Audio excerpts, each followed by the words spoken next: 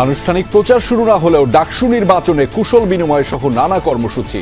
প্রাথমিকভাবে বাতিল হওয়া প্রার্থীদের দুদিনের আপিল শুনানি চলছে। ফেব্রুয়ারিতেই জাতীয় নির্বাচন, মার্কিন গণমাধ্যমের নিবন্ধে লিখলেন প্রধান উপদেষ্টা। জাতিসংঘের বিশেষ দূতের সাক্ষাতে রোহিঙ্গাদের জন্য তহবিল নিশ্চিতের আহ্বান। পিআর ইস্যুতে নির্বাচন বিলম্বিত হলে লাভবান হবে পতিত স্বৈরাচারী, মন্তব্য ডাক্তার জাহিদের। কোন দল নিশ্চিত বিজয়ী মনে করলে ধরে নিতে হবে মেকানিজম হচ্ছে, বললেন ডাক্তার তাহের।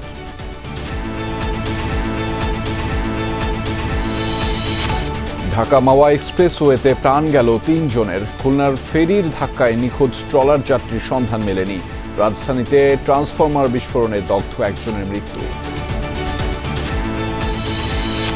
বিশৃঙ্খল রাজধানীর বিভিন্ন সড়ক এবং মহাসড়ক, অটোরিকশা, বাইক সবই চলছে বেপরোয়া।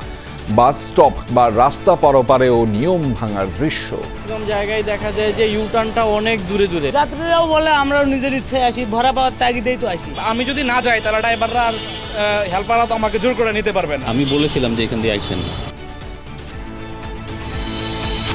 সিলেটের সাদা পাথর লুটের সাথে জড়িতরা যে দলেরই হোক না কেন ছাড় পাবে না। পর্যটন কেন্দ্র পরিদর্শনে গিয়ে বললেন জনপ্রশাসনের সিনিয়র সচিব।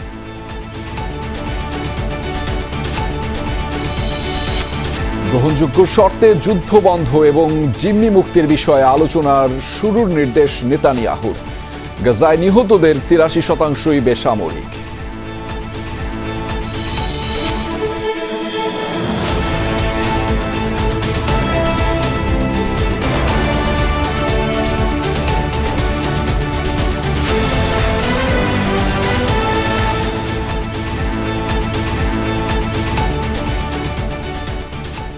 দর্শক, আমন্ত্রণ দুপুরের বাংলাদেশের আয়োজনে আপনাদের সঙ্গে আছি আমি আহমেদ রেজা।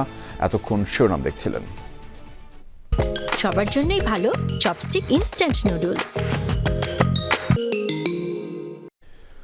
এবার জানাচ্ছি বিস্তারিত। ডাকসু ও হল সংসদ নির্বাচনের প্রাথমিক প্রার্থিতা যাদের বাতিল হয়েছে তারা আজ ও কাল আপিলের সুযোগ পাচ্ছেন। সকাল থেকেই নওয়াব আলী চৌধুরী সিনেট ভবনে রিটার্নিং অফিসারের কার্যালয়ে প্রার্থিতা ফিরে পেতে আপিল করছেন প্রার্থীরা। আগামী ২৪ আগস্ট এসব আপিলের নিষ্পত্তি করে প্রার্থীরা ফেরত পাবেন কিনা তা জানিয়ে দেবে কমিশন। ডাকসু নির্বাচনের চিফ রিটার্নিং কর্মকর্তা জসিম উদ্দিন জানিয়েছেন, ত্রুটিপূর্ণ মনোনয়নপত্র জমা দেওয়ার অযোগ্য ১২ জন প্রার্থী সকাল ১১টা পর্যন্ত পুনর্বিবেচনার জন্য আবেদন করেছে। আরও জানিয়েছেন, ২৬ আগস্টের আগে প্রার্থীদের প্রচারণা অপরাধ। এদিকে বিকেলে ঢাকা বিশ্ববিদ্যালয়ের সাংবাদিক সমিতিতে শামসুন্নাহার হলের প্রার্থীদের একটি বড় অংশের সমন্বয়ে ১১ জনের প্যানেল ঘোষণা করা হবে। গতকাল রাতে যাদের নাম আসেনি, যেমন আমাদের আসেনি, তো আমরা প্রশাসনের সাথে যোগাযোগ করি দায়িত্বরতদের সাথে। তারা আমাদের জানায় যে আগামী ২ দিন আপনারা আপিল করতে পারবেন। আমার যে সমর্থক, সেই সমর্থকের ভোটার নংটা ভুল হয়েছে, ভোটার নং ভুল হয়েছে এবং সেটা আমি এসে যোগাযোগ করি, এসে একটা অ্যাপ্লিকেশন করি, জমা দিই। সকাল থেকে ভালো রেসপন্স, প্রায় ১৩ জন আবেদন করে গেছে। আমরা আগামীকালও আবেদন নিব। আমরা ২৪ তারিখে এই আপিল নিষ্পত্তি একটা কমিটি আছে। বাই দিস টাইম ক্যান্ডিডেটরা যখন আবেদন করতে আসছে কার কি ভুল তারা জেনে যাচ্ছে। দর্শক, সহকর্মীদের কাছ থেকে জানাবো আরো তথ্য। ঢাকা বিশ্ববিদ্যালয়ের ফজলুল হক মুসলিম হলে রয়েছেন আমাদের সহকর্মী আলামিন হক অহন। তার মাধ্যমে জানাবো সেখানকার সবশেষ পরিস্থিতিগুলো। অহন, একটু জানতে চাই, জুমা নামাজের পর ক্যাম্পাসের অবস্থা আপনি কেমন দেখছেন? নিশ্চয়ই দু একজন প্রার্থীর সাথেও আপনার কথা হয়েছে, তারা মূলত কি বলছেন? তারা প্রতিশ্রুতি দিচ্ছেন, তারা কি করতে চান, কি করতে চান না, কি বন্ধ করতে চান, কি নতুন করে চালু করতে চান, সেই কথাগুলো সাধারণ শিক্ষার্থীদেরকে বলছেন। জুমার নামাজের পর বিশেষ করে প্রতিটি হলেই যেসব শিক্ষার্থী এই নির্বাচনে লড়তে চান তারা তাদের বন্ধু, স্বজন, সহপাঠীর কাছে যাচ্ছেন। আমরা দেখছি তারা কথা বলছিলেন এবং একেবারেই কুশল বিনিময়ে। আমরা প্রশ্ন করছিলাম এটি কি আচরণবিধি লঙ্ঘন হচ্ছে কিনা, সেই উত্তরে বিশেষ করে আমি যেখানে রয়েছি এখানেই সেই প্রার্থীরা কিন্তু তারা বলছিলেন যে না, এটা আচরণবিধির লঙ্ঘন না। তাদের এই জায়গা, বিশেষ করে বৈষম্য বিরোধী শিক্ষার্থী সংসদের প্যানেলে যিনি ভিপি আবু বাকের মজুমদার পদপ্রার্থী, তিনি বলছিলেন যে তার বেড়ে ওঠার মানুষগুলো এখানে থাকেন, তাদের সঙ্গে প্রতি সপ্তাহেই নামাজ পড়া হয় এবং সেই নামাজের জুমার নামাজের শেষে অন্যান্য সময় যেমন কুশল বিনিময় করেন, সেই ধারাবাহিক কুশল বিনিময়ের অংশ হিসাবে এটি তিনি করছেন। এটি নির্বাচনী আচরণবিধি লঙ্ঘন নয়, সেটি তিনি বলছিলেন। এবং আমরা জানি যে আজকেও কিন্তু শুধু এই ক্যাম্পাসের এই হল কেন্দ্রিক নয়, সিনেট ভবনে আমরা গিয়েছিলাম, সেখানে দেখেছিলাম যাদের প্রার্থিতা বৈধ হয়নি বলে বাতিল করা হয়েছিল সেই সব প্রার্থী সকাল থেকে প্রায় দুপুর পর্যন্ত 19 জন প্রার্থী নতুন করে আপিল করেছেন। সেই সব আপিলের নিষ্পত্তি হবে আগামী 24 তারিখ। সেই নিষ্পত্তি হওয়ার পরে তাদের প্রার্থিতা তারা ফিরে পাবেন কিনা সেটির একটি বিষয়ে সিদ্ধান্ত জানাবে আপিল বিভাগ। এবং তারপরেই এই যে নির্বাচনী আমেজ সেটি আসলে মূলত শুরু হবে। এবং একেবারে নির্বাচনী আমেজ বলতে যেটা বুঝি সেটি মূলত আজ থেকে আরো কয়েকদিন পর অর্থাৎ 26 তারিখ থেকে শুরু হবে। সেদিনেই শুরু হবে তাদের যে প্রচারণা এবং তখনই হয়তো আরো জমজমাট হয়ে উঠবে। তবে এখন সাধারণ শিক্ষার্থী যারা আছেন তারা বলছিলেন যে তারা যেমনটি চান, যেমন নতুন ক্যাম্পাস, তাদের এই ক্যাম্পাসটিকে যেভাবে নতুন করে সাজাতে চান সেটি যারা পারবেন তাদেরকেই তারা নির্বাচিত করতে চান, তাদেরকেই তারা ভোট দেবেন। একটা পরিবর্তনের ইঙ্গিতও তারা আসলে দিতে চান। ধন্যবাদ অহন, আমরা বিস্তারিত আপনার মাধ্যমে জানছিলাম। দর্শক, একই সাথে শহীদুল্লাহ হলে আমাদের সহকর্মী শামীম রেজা রয়েছেন, তার মাধ্যমে সেখানকার পরিস্থিতিগুলো আপনাদেরকে জানাতে চাই। শামীম, নামাজের পরপরই তো সাধারণ ছাত্রদের সাথে কুশল বিনিময়ের কথা রয়েছে প্রার্থীদের, কি তথ্য রয়েছে আপনার কাছে এবং আপনি কি পরিস্থিতি দেখছেন মূলত সেখানে? হ্যাঁ রেজা, ছাত্রদল মনোনীত ভিপি আবিদুল ইসলাম খান উনি শহীদুল হক হলের এই মসজিদে নামাজে এসেছেন। আমরা হয়তো আমাদের লাইভেই দেখাতে পারছি তিনি এসেছেন, হয়তো কিছুক্ষণের মধ্যেই তিনি গণমাধ্যমের সাথেও কথা বলবেন। এটাকে তারা প্রচারণা বলছেন না, তারা বলছেন যে জাস্ট এখানে যেসব শিক্ষার্থীরা নামাজ আদায় করেন তাদের সাথে আসলে বিশ্ববিদ্যালয় প্রশাসন থেকে যে প্রজ্ঞাপন জারি করা হয়েছে যে শুক্রবার থেকে শুরু করে আগামী সোমবার পর্যন্ত কোন ধরনের প্রচারণা কার্যক্রম আসলে ক্যাম্পাস কেন্দ্রিক কোনো প্রচারণা কার্যক্রম চলবে না, সেই বিধিনিষেধগুলো আসলে তারা সবাই মেনে চলছেন, চেষ্টা করছেন। তবে আজ যেহেতু জুমাবার, এই জুমাবারে আসলে সব দলের আসলে বিভিন্ন চ্যানেলের যেসব ভিপি জিএসরা আছেন তারা আসলে চেষ্টা করছেন যে প্রত্যেকটা হলে গিয়ে আসলে নামাজের সময় শিক্ষার্থীদের সাথে কথা বলার চেষ্টা করছেন। ইতিমধ্যে আবিদুল ইসলাম খান কথা বলছেন, আমরাও একটু আসলে চেষ্টা করব কথা বলার। দর্শক, আমাদের সহকর্মী জানাচ্ছিলেন শহীদুল্লাহ হল থেকে আমাদের ছাত্র দলের যেই প্রতিনিধি রয়েছেন তার আসলে যে কার্যক্রম সেটি আমরা আসলে জানাচ্ছিলাম। আগামী বছরের ফেব্রুয়ারিতেই অনুষ্ঠিত হবে জাতীয় সংসদ নির্বাচন। পরবর্তীতে সরকারের কোনো নির্বাচিত বা মনোনীত পদে থাকবেন না প্রধান উপদেষ্টা ডক্টর মোহাম্মদ ইউনূস। যুক্তরাষ্ট্রের ইউটা ভিত্তিক সংবাদ মাধ্যম ডেজারেটে লেখা এক নিবন্ধে এমনটাই জানিয়েছেন তিনি। বুধবার প্রধান উপদেষ্টার লেখা নিবন্ধটি প্রকাশ করে সংবাদ মাধ্যমটি। এতে স্বাধীন, সুষ্ঠু ও শান্তিপূর্ণ নির্বাচন নিশ্চিত করাই মূল লক্ষ্য, এমনটা উল্লেখ করেন তিনি। জানিয়েছেন বিদেশে বসবাসরত বাংলাদেশিদেরও ভোটাধিকার নিশ্চিতে দৃঢ় প্রতিজ্ঞ অন্তর্বর্তী সরকার। নতুনভাবে পররাষ্ট্রনীতি সাজানো হয়েছে উল্লেখ করে প্রধান উপদেষ্টা বলেন, প্রতিবেশী দেশ এবং আন্তর্জাতিক সহযোগীদের সাথে ইতিবাচক সম্পর্ক গড়ে তুলছে বাংলাদেশ। বিশ্বের 8ম জনবহুল দেশ হওয়ায় দক্ষিণ ও দক্ষিণ পূর্ব এশিয়ার স্থিতিশীলতা এবং সমৃদ্ধির কেন্দ্রবিন্দু হতে পারে ঢাকা, এমন দাবি করেছেন নিবন্ধে। রোহিঙ্গা সংকট নিয়ে প্রধান উপদেষ্টা ডক্টর মোহাম্মদ ইউনূসের সাথে সৌজন্য সাক্ষাৎ করেছেন জাতিসংঘের বিশেষ দূত টম অ্যান্ড্রুজ। গতকালের এই বৈঠকে আসন্ন রোহিঙ্গা সম্মেলনের ব্যাপারে প্রধান উপদেষ্টার নেতৃত্বে প্রশংসা করেন তিনি। বলেন, ডক্টর মোহাম্মদ ইউনূসের উদ্যোগেই জাতিসংঘের সদর দফতরে আগামী 30 সেপ্টেম্বর রোহিঙ্গা বিষয়ক আন্তর্জাতিক সম্মেলন অনুষ্ঠিত হবে। রোহিঙ্গাদের আশ্রয় ও সহায়তা দেয়া এবং দীর্ঘমেয়াদী সমাধানের আশাকে বাঁচিয়ে রাখায় বাংলাদেশের প্রতি কৃতজ্ঞতা জানান টম অ্যান্ড্রুজ। বৈঠকে রোহিঙ্গাদের আশ্রয় দিতে গিয়ে বাংলাদেশের সমস্যাগুলো তুলে ধরেন প্রধান উপদেষ্টা। তাই পর্যাপ্ত তহবিল নিশ্চিতে সবার সহযোগিতা চান ডক্টর মোহাম্মদ ইউনূস। রোহিঙ্গা ইস্যুতে আগামী 25 আগস্ট কক্সবাজারে অনুষ্ঠিতব্য স্টেক হোল্ডার সংলাপে অংশ নিতে বাংলাদেশ সফর করছেন টম অ্যান্ড্রুজ। সংলাপের উদ্বোধন করবেন প্রধান উপদেষ্টা। পিআর পদ্ধতির জন্য নির্বাচন বিলম্বিত হলে এতে লাভবান হবে পতিত স্বৈরাচার। পিআর না হলে নির্বাচনে যাবে না একটি দলের এমন বক্তব্য কার্যক্রম প্রকারান্তরে স্বৈরাচারের পক্ষে চায়। এই মন্তব্য করেছেন বিএনপির স্থায়ী কমিটির সদস্য ডাক্তার AJM জাহিদ হোসেন। সকালে প্রেস ক্লাবে গণতন্ত্র মানবাধিকার নিশ্চিতে সরকার নির্বাচন শীর্ষক আলোচনায় এই মন্তব্য করেছেন তিনি। বলেছেন, জনগণের মতামত বাদ দিয়ে নির্বাচন নয়, তাদের সাথে নিয়ে এই নির্বাচিত সরকার সিদ্ধান্ত নেবে ভবিষ্যতে কিভাবে নির্বাচন হবে। সংবিধানের অপব্যবহারে স্বৈরাচার জন্ম নেয়, তাই সংস্কারের কারণে নির্বাচন বিলম্বিত না করার আহ্বানও জানিয়েছেন ডাক্তার জাহিদ। ইসিকে দ্রুত নির্বাচনী রোডম্যাপ ঘোষণার আহ্বান জানিয়েছেন তিনি।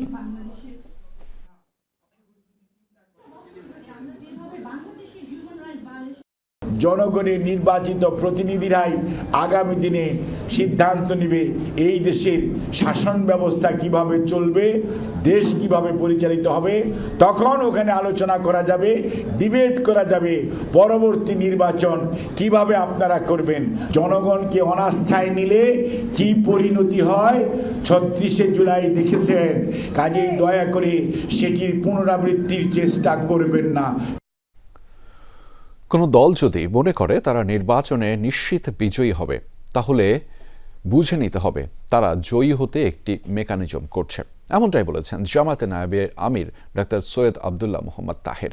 সকালে কুমিল্লা নগরের ঢুলিপাড়ায় মহানগর জামাতে আয়োজিত নির্বাচনী দায়িত্বশীল সমাবেশে অংশ নেন তিনি। এ সময় ডাক্তার তাহের বলেন, একটি অবাধ ও সুষ্ঠু নির্বাচনই বাংলাদেশকে সংকট থেকে বের করে আনতে পারে। জনগণ যাদের বিজয়ী করবে তারাই জয়ী হবে। এই কর্মসূচিতে জামাতের স্থানীয় নেতারা উপস্থিত ছিলেন।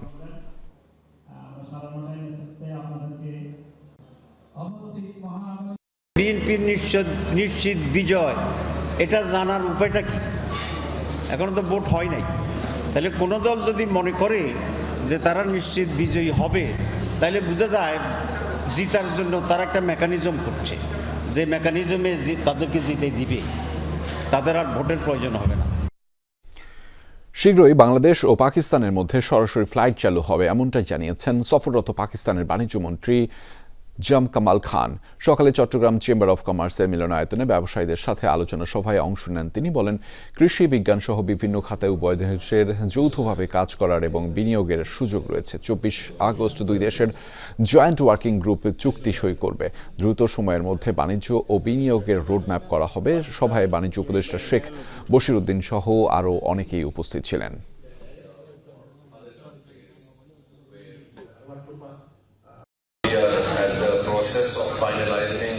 দুই দেশের বিমান পরিবহন মন্ত্রণালয়ের মধ্যে বিষয়টি নিয়ে আলোচনা প্রায় শেষ পর্যায়ে। এই বছরের শেষের দিকেই বাংলাদেশ পাকিস্তানের মধ্যে সরাসরি ফ্লাইট চালু করা হবে। এতে মানুষের যাতায়াতের পাশাপাশি পণ্য আমদানি রফতানিও সুবিধাজনক হবে।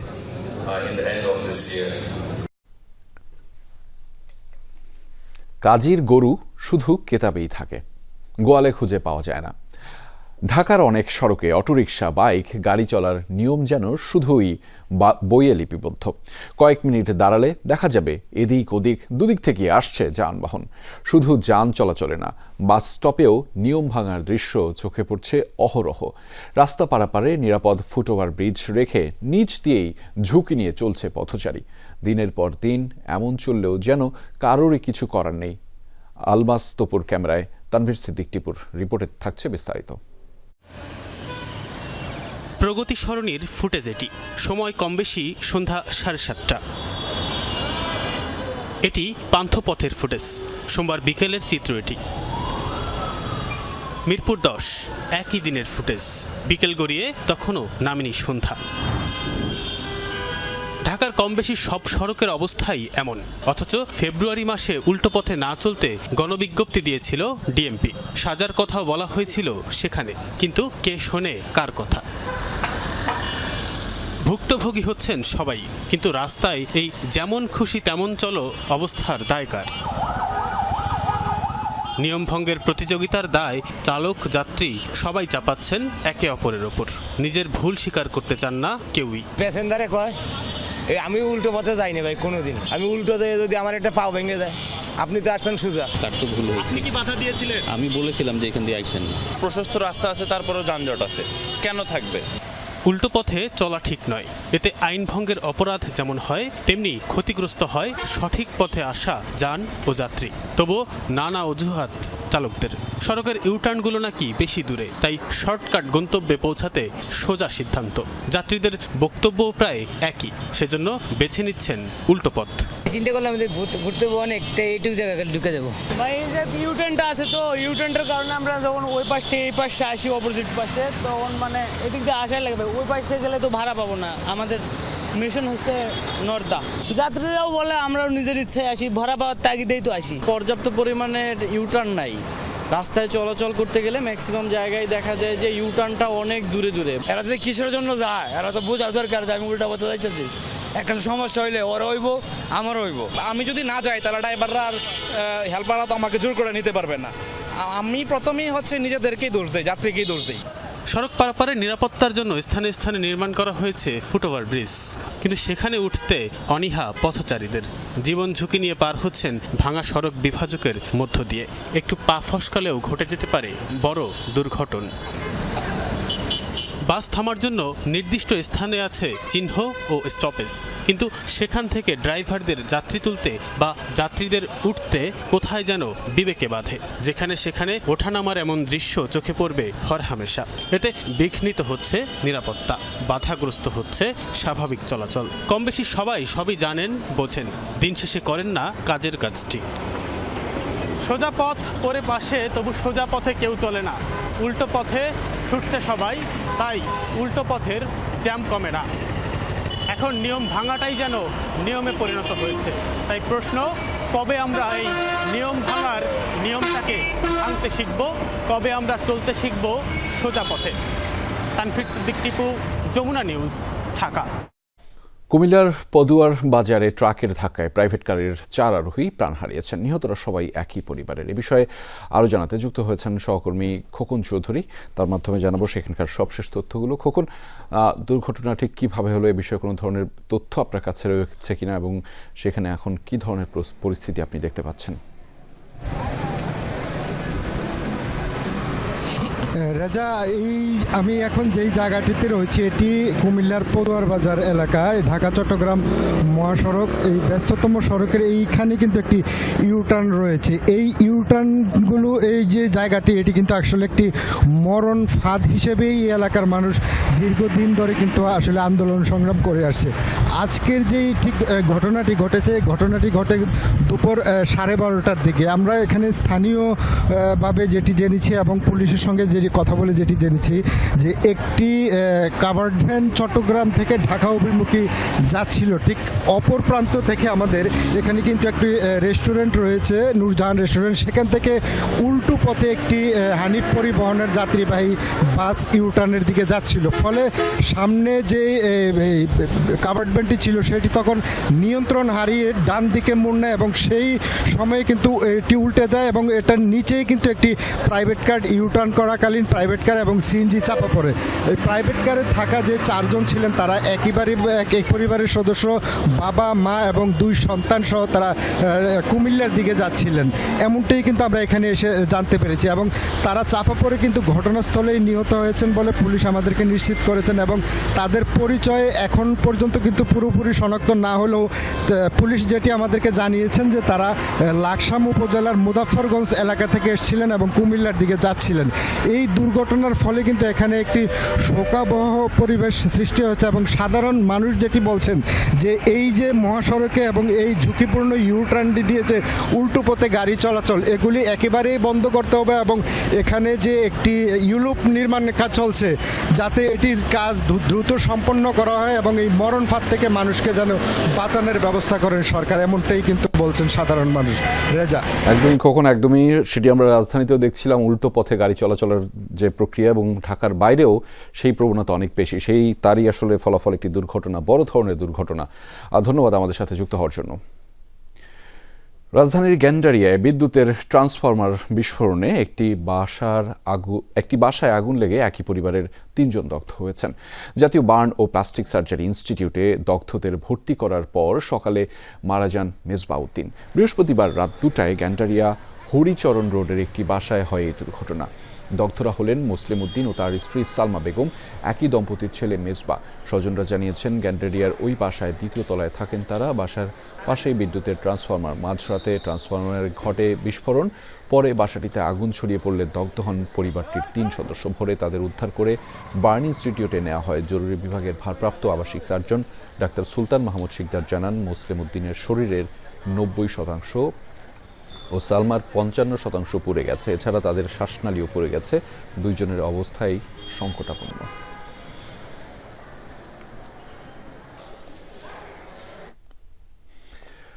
খুলনার রূপসা নদীতে ফেরির ধাক্কায় ট্রলার থেকে পড়ে নিখোঁজ একজনের সন্ধান এখনও মেলেনি। উদ্ধার তৎপরতা চালাচ্ছে ফায়ার সার্ভিস ও নৌ পুলিশ। ফায়ার সার্ভিস জানিয়েছে, বৃহস্পতিবার রাতে যাত্রীবাহী ট্রলারটি নগরীর জেলখানা ঘাট থেকে সেনের বাজার ঘাটের উদ্দেশ্যে ছেড়ে যাচ্ছিল।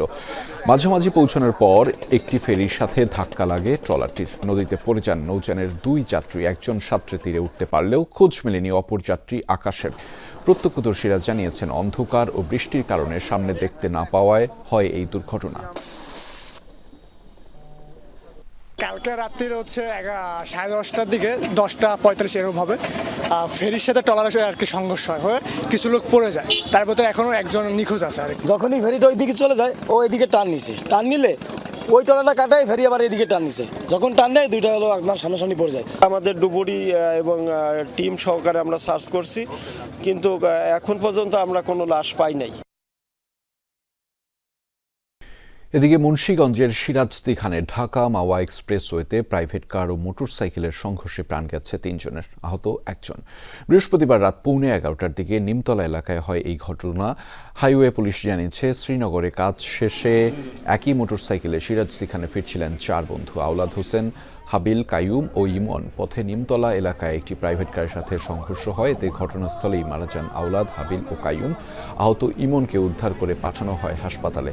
4 জনের বাড়ি সিরাজদি খানের রসুনিয়া এলাকায়।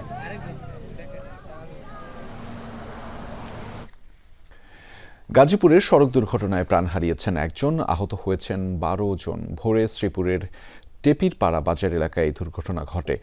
প্রত্যক্ষদর্শীরা জানিয়েছেন, বরমী বাজার থেকে শ্রমিকবাহী একটি লেগুনার সদরে যাচ্ছিল। টেপির বাড়ি পৌঁছালে নিয়ন্ত্রণ হারিয়ে বৈদ্যুতিক খুঁটিতে ধাক্কা লাগে। ঘটনাস্থলেই প্রাণ হারান 1 নারী শ্রমিক। আহত হন 12 জন। তাদের উদ্ধার করে হাসপাতালে ভর্তি করা হয়েছে।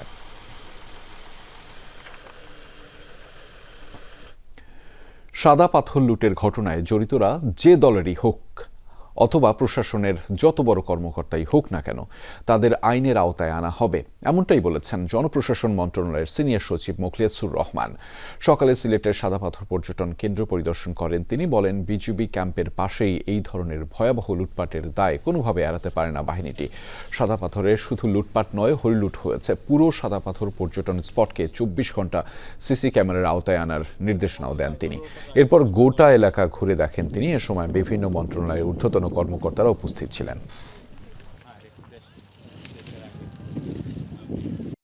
যে বিভাগেরই থাক, ছাড় দেওয়া হবে না। এখন একটা ইন্টারিম গভর্নমেন্ট, এই কয়দিন আমরা সকলে মিলে কিভাবে আরো ভালোভাবে এই দেশটাকে চালাইতে পারি। আমাদের সকলের টার্গেট হলো দেশ ঠিক, তা আপনি আমি সবাই ঠিক। দর্শকের বিষয়ে আরও বিস্তারিত জানাতে আমাদের সহকর্মী মাহবুবুর রহমান রিপন সেখান থেকে যুক্ত রয়েছেন। রিপন, আপনার কাছ থেকে একটু জানতে চাই, অনেকে লুট করা পাথর ফিরিয়ে দিয়েছেন, সেই খবর আমরা বিভিন্ন মাধ্যমে এবং গণমাধ্যমে দেখাচ্ছিলাম। এখন সেখানকার কি অবস্থা দেখছেন, আর সচিব কি বলছেন মূলত?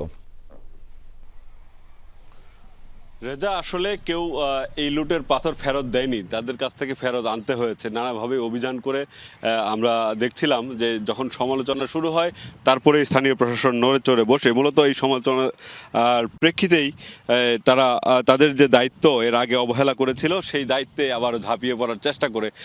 সেটা আসলে লোক দেখানো কিনা সেটাও বলা বাহুল্য। কারণ হচ্ছে এই কারণেই মূলত যে পরিস্থিতি তৈরি হয়েছে সারা দেশে সমালোচনার জন্য। এখন আজ মন্ত্রী পরিষদ বিভাগের সচিবের একটি তদন্ত কমিটি হয়েছে।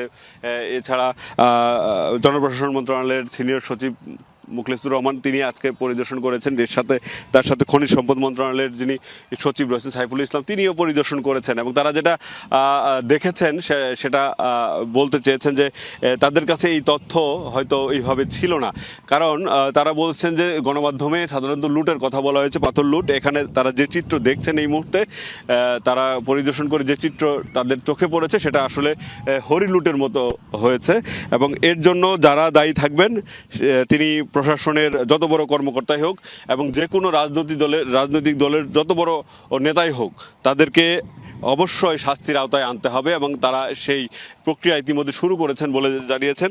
এবং জনপ্রশাসন মন্ত্রণালয় যিনি সচিব তিনি আরও বেশ কিছু তথ্য দিয়েছেন যে এটা আসলে ভবিষ্যতে কিভাবে এই ধরনের কর্মকাণ্ড রক্ষা করা যায় সেটা নিয়ে তারা খুব দ্রুতই সিদ্ধান্ত নেবেন। অ্যান্ড প্রাথমিক যে সিদ্ধান্তে তারা বলেছেন যে এরকম দৃষ্টিনন্দন স্থানগুলোতে সার্বক্ষণিক সিসি ক্যামেরার আওতায় যাতে আনা যায় সেই ব্যবস্থা তারা করবে। এবং সেই সাথে যেটা বলেছেন যে নতুন জেলা প্রশাসক দিয়েছেন, তিনি হয়তো বিষয়গুলো নতুন করে বিবেচনা করবেন যাতে করে এই পরিবেশ প্রকৃতি কোনোভাবেই বিনষ্ট না হয় সে বিষয়ে জোর দেবেন এবং সেটা তিনি প্রত্যাশা করেন। সেই সাথে যারা দায়ী রয়েছেন তাদেরকে খুঁজে বের করে শাস্তির আওতায় আনা হবে সেটা বারবারই তিনি নিশ্চিত করেছেন। রেজা, সেই খবরের বিস্তারিত আপনার মাধ্যমে জানছিলাম। ধন্যবাদ রিপন আমাদের সাথে যুক্ত হওয়ার জন্য। ছুটির দিনে রাজধানীর মাছ বাজারে উত্তাপ বরাবরই বাড়ে, এবারও তার ব্যত্যয় ঘটেনি। বৈরী আবহাওয়ার অজুহাতে বেড়েই চলেছে সব ধরনের মাছের দাম। ভরা বাজারেও বলা হচ্ছে এখনও যোগান সংকট কমেনি। মধ্যবিত্তের নাগালের বাইরে রয়ে গেছে ইলিশ, মুরগি ও ডিমের বাজারেও রয়েছে অস্থিরতা। সপ্তাহের ব্যবধানে বেড়েছে আরও এক দফা দাম।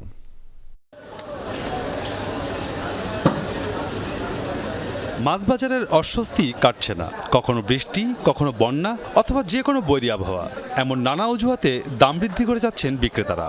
যোগান স্বল্পতায় দাম বাড়ছে এমন দাবি তাদের। গত সপ্তাহের তুলনায় প্রায় সব ধরনের মাছের দাম কেজিতে 50 থেকে 70 টাকা পর্যন্ত বেড়েছে। গত সপ্তাহে ইলিশের দাম কিছুটা কমলেও চলতি সপ্তাহে আবার বেড়েছে। 1 কেজি আকারের নদীর ইলিশের জন্য গুনতে হবে 2500 টাকার বেশি। 700 থেকে 800 গ্রাম ওজনের ইলিশের স্বাদ নিতে চাইলে পকেট থেকে যাবে 1800 টাকা। রুই মাছ নিলাম একটা আপনার 500 টাকা করে কেজি, স্যার। তেলাপিয়া 250 টাকা কেজি। তো আমরা তো ধরেন যে ইনকাম আমাদের সেই অনুযায়ী আমাদের আসলে নাগাল অনেক বেশি। যে মাছ 600 টাকা ওটা 700 টাকা 800 টাকা কেজি আসছে, ঠিক আছে। ওনারা বলতে পাইতেছে না, আমরা কিনতে হইতেছি একটু বেশি দামে। আর বৃষ্টি হইতেছে তো বন্যা, এই জন্য আরো মাছ আমদামি কম, চাল্লা যাইতে পারে না, মাছের দাম কেজি 60-70 টাকা বেড়ে গেছে। জেনাল নদীর যে মাছটা 200-300 টাকা কেজিতে বাড়ছে, এই সপ্তাহে বাড়ছে। মাছের বাজারের পাশাপাশি পোলট্রি বাজারেও দামের আঁচ লেগেছে। 330 টাকা কেজিতে অপরিবর্তিত আছে সোনালী মুরগির দাম। কেজিতে 20 টাকা বৃদ্ধি পেয়ে লেয়ার মিলছে 320 টাকায়। পোলট্রি মুরগির দাম গত সপ্তাহের চেয়ে কেজি প্রতি 15 টাকা বেশি হাঁকছেন বিক্রেতারা। বিক্রি হচ্ছে 180 থেকে 185 টাকায়। গত সপ্তাহে 70-75 বেচছি, এখন এই সপ্তাহে একটু বাড়ছে। এখন মাল দাম বেশি, কেনা বেশি, আমাদের বিক্রি একটু বেশি থাকবে। অনেক ফার্ম বন্ধ হয়ে যেতেছে, সব কিছু ভ্যাকসিন যা আছে, খাদ্যর দাম বেশি, সব কিছু দামই বেশি। এই জন্য দেশি সোনালী মুরগির একটা দামই বেশি। মাছ, মুরগি, সবজি সবকিছুর দাম যখন চড়া, তখন সীমিত আয়ের মানুষের খাদ্য তালিকায় চাহিদা বাড়ে ডিমের। কিন্তু সেখানেও দামের আঁচ লেগেছে। 2 সপ্তাহ আগের 120 টাকা ডজনের লাল ডিম আজকের বাজারে মিলছে 140 থেকে 145 টাকা। তবে পাড়া মহল্লার দোকানে আরও কিছুটা বেশি। তো ছিল একরকম, এখন তো বাড়ছে 20 টাকা বাড়ছে আর কি। ডজন 145। আজকে দেখেছে 145 বিক্রি করে 140 বিক্রি করতেছে। যেমন পুরান ডিমটা 145 বিক্রি করতেছে, যেমন আজকে ডিমটা 140 বিক্রি করতেছে। 1 ডজন ফার্মের সাদা ডিমের জন্য দিতে হবে 125 টাকা। মাসুদুজ্জামান রবিন, যমুনা নিউজ, ঢাকা। 42তম প্রতিষ্ঠা বার্ষিকী পালন করেছে ক্রাইম রিপোর্টার্স অ্যাসোসিয়েশন ক্রাব। সকালে কেক কাটায় অংশ নেন ক্রাবের সদস্য, সাংবাদিক সংগঠন, আইন শৃঙ্খলা বাহিনীর কর্মকর্তা ও রাজনৈতিক নেতৃবৃন্দ। শুভেচ্ছা বক্তব্যে সাংবাদিক নেতারা বলেন, অপরাধ বিষয়ক পেশাদার সাংবাদিকদের একমাত্র সংগঠন ক্রাব বহু বছর ধরে সাংগঠনিক কার্যক্রম পরিচালনা করে আসছে। এরই ধারাবাহিকতা বজায় রেখে ভবিষ্যতে কাজ করার আশাবাদ ব্যক্ত করেন তারা। অনুষ্ঠানে বিভিন্ন রাজনৈতিক দলের নেতারা অপরাধ বিষয়ক সাংবাদিকতার নানা দিক তুলে ধরেন। একই সঙ্গে সমাজের দৈন্যতা দূরত্বে ভবিষ্যতে সাহসী সাংবাদিকতা অব্যাহত রাখার কথা জানান রাজনৈতিক নেতারা। চীনের ওয়ালভ্যাক্স বায়োটেকনোলজিক্যাল কোম্পানি বিভিন্ন ধরনের টিকার গবেষণা ও উৎপাদনের জন্যই প্রতিষ্ঠানটির পরিচিতি রয়েছে। করোনা, নিউমোনিয়া সহ 8টি রোগের প্রতিষেধক উৎপাদন করে তারা। শুধু চীন নয়, 22টি দেশে রপ্তানি করা হয় ওয়ালভ্যাক্সের টিকা, যার মধ্যে যুক্তরাষ্ট্র, থাইল্যান্ড ও বাংলাদেশ অন্যতম। গেল বছরের আয়ও ছিল 387 মিলিয়ন মার্কিন ডলার। চীন থেকে ফিরে বিস্তারিত জানাচ্ছেন সহকর্মী লামিয়া তিথি।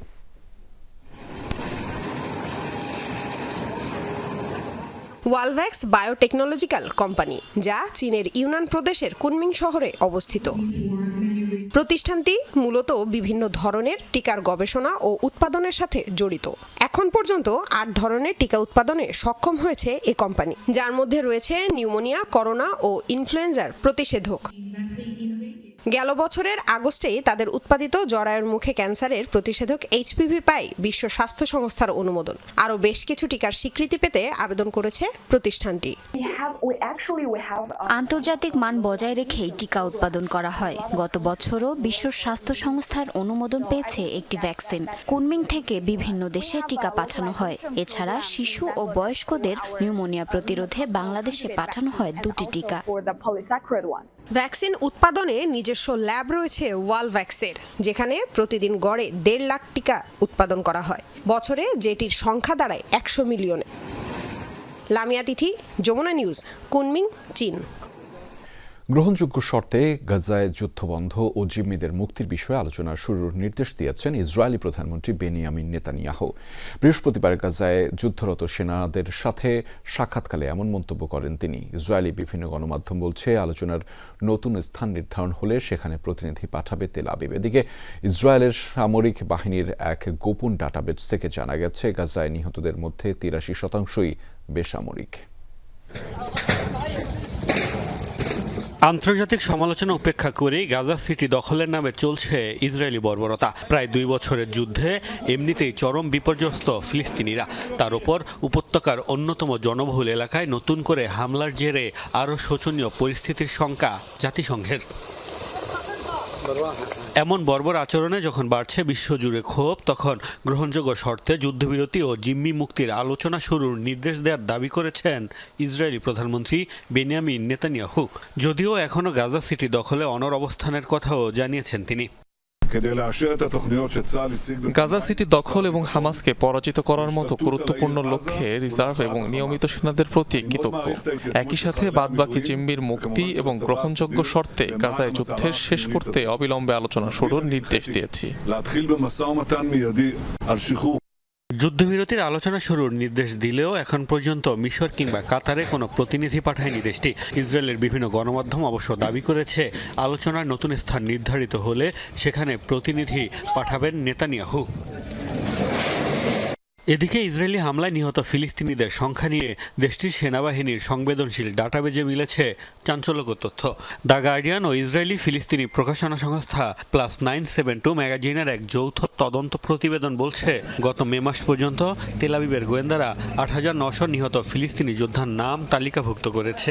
সে সময় মোট নিহত হয়েছিল 53,000 ফিলিস্তিনি। অর্থাৎ ইসরায়েলের হামলায় যাদের প্রাণ গেছে তাদের মধ্যে 83% বা 6 জনের 5 জনই বেসামরিক। বিশ্লেষকরা বলছেন, যা গণহত্যার স্পষ্ট প্রমাণ।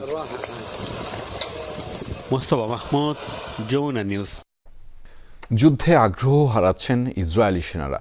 গাজা সিটি দখলে যখন তেল আবিব মরিয়া, সে সময় দেশটির এক বিশ্ববিদ্যালয়ের জরিপে উঠে এলো এমন তথ্য। যুদ্ধরত 3 শতাধিক রিজার্ভ সেনার উপর চালানো হয় জরিপ, যাদের 25%ই জানিয়েছেন গাজা অভিযানে তাদের অনাগ্রহের কথা। এছাড়া 47% প্রকাশ করেছেন নেতানিয়াহুর যুদ্ধ পরিকল্পনা নিয়ে নেতিবাচক মনোভাব। গাজায় যুদ্ধ বন্ধ ও জিম্মি মুক্তির দাবিতে সম্প্রতি ইসরায়েলের সামরিক বাহিনীর হেডকোয়ার্টারের সামনে বিক্ষোভ করেন দেশটির এয়ারফোর্সের সাবেক সদস্যরা। বেনিয়ামিন নেতানিয়াহুর যুদ্ধ চালিয়ে যাওয়ার সিদ্ধান্তের বিরুদ্ধে দেশজুড়ে চলা বিক্ষোভে যোগ দিয়েছেন যুদ্ধফেরত অনেক রিজার্ভ সেনাও। আমরা সরকারকে আহ্বান জানাই সব জিম্মিকে ফিরিয়ে আনুন। এর জন্য যদি যুদ্ধ বন্ধ করতে হয় তবে সেটি করুন। সময়ের সাথে সাথে জিম্মিদের জীবিত থাকার সম্ভাবনা কমে আসছে। আন্দোলনে বিমান বাহিনীর অনেক সাবেক পাইলট রয়েছে। আমরা জিম্মিদের বাড়ি ফেরানোর জন্য বিক্ষোভ করছি। মৃত ও জীবিত সবাইকে ফিরিয়ে আনতে হবে আর এই যুদ্ধের অবসান ঘটাতে হবে। এদিকে গাজা সিটি দখলের নামে যখন নতুন করে আগ্রাসনের মাত্রা বাড়িয়েছে ইসরায়েল, তখন জানা গেল 25.7% যুদ্ধরত রিজার্ভ সেনার যুদ্ধের আগ্রহ উল্লেখযোগ্য হারে কমে গেছে। 3 শতাধিক সেনার ওপর দেশটির হিব্রু বিশ্ববিদ্যালয়ের চালানো জরিপে আরও 10% জানিয়েছেন ধীরে ধীরে সমরাগ্রহ কমছে তাদেরও। যুদ্ধ নিয়ে মনোভাব জানতে চাইলে 47% রিজার্ভ সেনাই নেতানিয়াহুর পরিকল্পনা এবং জিম্মিদের জীবন নিয়ে উদাসীনতায় নেতিবাচক মন্তব্য করেছেন। সামরিক বাহিনীর অনেক সাবেক ও বর্তমান সদস্যই মনে করেন নেতানিয়াহু এখন শুধুমাত্র রাজনৈতিক স্বার্থে যুদ্ধ দীর্ঘায়িত করছে। ইসরায়েলের সামরিক বাহিনীর সক্রিয় সদস্য 1,69,000-এর কিছু বেশি, বিপরীতে রিজার্ভ সেনা 4.5 লাখের উপরে। বিভিন্ন যুদ্ধে দেশটি রিজার্ভ সেনাদের উপর অনেকটাই নির্ভরশীল। গাজায় আগ্রাসন শুরুর পর 3,60,000 রিজার্ভ সেনাকে তলব করা হয়েছে, যা 1973 সালের ইয়ম কিপুর যুদ্ধের পর সর্বোচ্চ। মোস্তফা মাহমুদ, যমুনা নিউজ। 10 বছর ধরে চীনা সীমান্তে গোপন মিসাইল ঘাঁটি বানিয়েছে উত্তর কোরিয়া। নির্মাণ শুরুর 21 বছর পর যা ধরতে পেরেছে পশ্চিমারা। বিশেষ প্রতিবেদনের মধ্য দিয়ে পিয়ংইয়ংয়ের গোপন ঘাঁটির তথ্য এবার বিশ্বের সামনে উন্মোচন করল মার্কিন থিঙ্ক ট্যাঙ্ক CSIS। বলা হচ্ছে ঘাঁটিতে থাকা অন্তত 9টি পারমাণবিক ক্ষেপণাস্ত্র চিন্তার কারণ হয়ে দাঁড়াতে পারে যুক্তরাষ্ট্রের জন্য।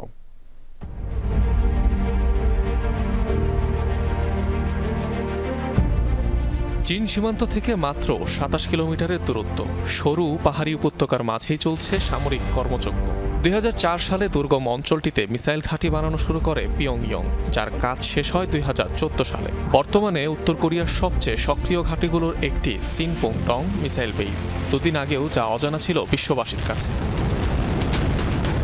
নির্মাণ কাজের 2 দশক পর ঘাঁটির অস্তিত্ব প্রকাশ্যে আনল ওয়াশিংটন ভিত্তিক গবেষণা সংস্থা centre for strategic and international studies CSIS। বিশেষ প্রতিবেদনে জানায় যুক্তরাষ্ট্রের জন্য নতুন চিন্তার কারণ হয়ে দাঁড়াতে পারে সামরিক স্থাপনাটি, কেননা এর অবস্থান একদম চীন ঘেঁষে, যেখানে হামলা চালাতে গেলে ক্ষতি হতে পারে চীনেও।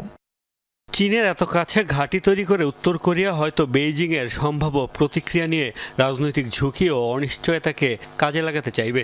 এর মাধ্যমে তারা যে কোনো হামলা ঠেকানোর কৌশলও গ্রহণ করতে পারে। 22 বর্গ কিলোমিটারের মিসাইল ঘাঁটিটি নিউ ইয়র্কের জন এফ কেনেডি এয়ারপোর্টের চেয়েও বড়।